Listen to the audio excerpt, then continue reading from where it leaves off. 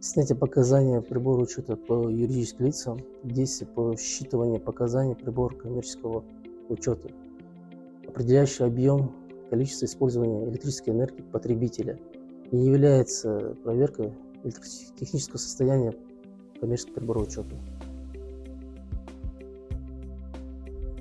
Чтобы провести расчет за потребленную электроэнергию. При невозможности снятия показания прибора коммерческого учета электрической энергии, и если при этом потребитель самостоятельно не предоставляет сведения о количестве использованной электрической энергии, расчет за потребленную электроэнергию производится по среднесуточному расходу электрической энергии за предыдущий период.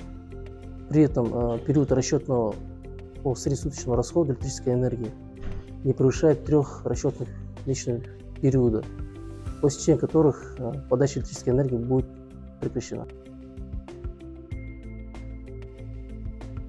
Если потребитель отключен за нарушение условий договора электроснабжения, то подключение его производится энергопередающей организации в течение 1 рабочего дня после обращения потребителя с приложением документов, подтверждающих устранение нарушения и оплаты услуги за подключение.